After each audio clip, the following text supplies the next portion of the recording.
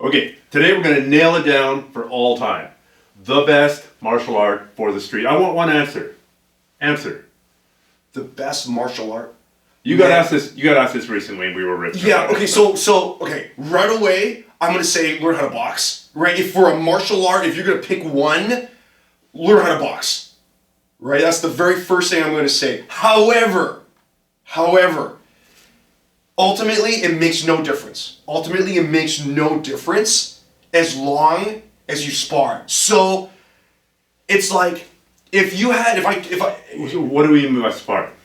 You're actually trying to punch me in the head, and I'm under duress. Like whether it's jiu-jitsu and we're rolling, and you're trying to pin me, I'm trying to get out.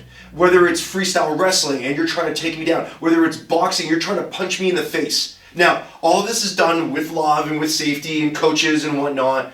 But let's just take two people. Everything is the same, right? Same age, same height, same weight, same athletic ability. And one person only did like kickboxing and they just did focus mitts and they just did pads and they just had the heavy bang. Versus one person who did... So a boxer size thing. Yeah, like a exactly. Fit hit. Exactly. Happy music, tight outfits, right? Pink hand wraps. Versus somebody who did freestyle wrestling for a year and they did live wrestling. So 5 years of kickboxer size versus 1 year of live wrestling. Right. And they were live wrestler every single time. For sure. Every single day they end the class with live wrestling. They're trying to take each other down. In a Hunger Games type scenario, right? I would put all of my money on the freestyle wrestler who's only done wrestling for a year versus the boxer size for 5 years. Even if you equalize out their fitness level, you put them both on a treadmill and they both have the same VO2 max, 100%. They both lift the same amount of weight. Right. Yeah. And the reason is that the freestyle wrestler has been able to perform under duress, under emotional duress. And the reason why I say this, Stefan, is that I've seen it again and again. I've experienced it myself where years ago, I actually thought I was a pretty good boxer. Like I was pretty good. I was pretty good at hitting the pads. And then I think I was like maybe about like 26 and I met my very first boxing coach. And I've already been boxing for about 5 years. You knew all the punches. I knew all the punches. I looked really, really good throwing them. And I've done some sparring, like a little bit of sparring, but mostly with just the people in my class. And they weren't that great or whatever. And when I got my very first boxing coach, Peter Hogg, he was, I think, like 22 years older than me or whatever. And I was just like, man, I'm going to take it easy on this old guy. And he tuned me up. And it was shocking. And, at the end of the day, you can't beat 30 years of boxing, like actual sparring. And I've seen it with my students where I've had people come in to my school and they're like, oh, I'm a brown belt, I'm a black belt in some, esoteric martial art or whatever. And I'm like, okay, cool. And they're adamant about how they want to come into my sparring class. Oh, yeah. Yeah, I don't need to warm up, I'm good. Right? And they jump into the sparring class. I'm like, you sure? Yeah, I'm good. And their brown belt or their black belt or their second degree black means nothing. Because one of my students who has a really, really good jab, who's able to functionalize it, completely freight trains them.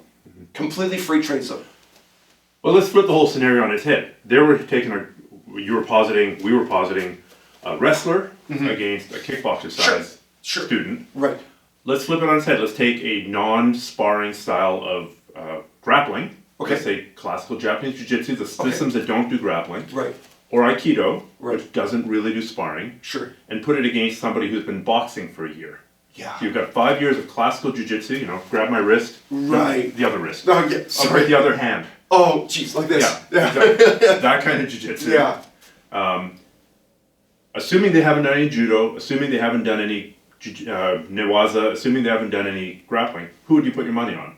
Oh, the boxer. 100%. Because they've trained against resistance. They know how to clinch. Right. Oh, for sure. For sure. Absolutely. So in both of those cases, the common denominator is training against resistance. That is number one. Train against resistance, train under duress, functionalize those skills in a stressful environment. Do it with love, do it with safety, Do it with control, do it with a coach watching, but you have to do it under duress. And you can't be laughing and smiling. That's not under duress. You have to be panting. You have to be like, you have to be close to a cardio tap. It's like, okay, that's enough. Right? Like, because that's what it's gonna be like in the streets when you've been running for 4 blocks and then you realize the guy's a faster runner than you and now you gotta fight. For sure. Yeah. For sure. I agree with everything that you said so far, except my argument, and I'm biased, of course, Okay. is that instead of doing boxing as your first martial art, I think jiu-jitsu or some kind of grappling. And this is an argument I got from Jocko Willink. And the argument is, if you and I are boxing, and I've had enough, I can run. If you and I are fighting with sticks, and I've had enough, I can run. At least half the time, I'm going to be as fast or faster than you, so I can disengage. But if we grab onto each other. Right. I can't just run. You're holding onto me. You're impeding my ability just to exit. Or if you tackle me to the ground or are lying on top of me, I can't exit stage right. Sure.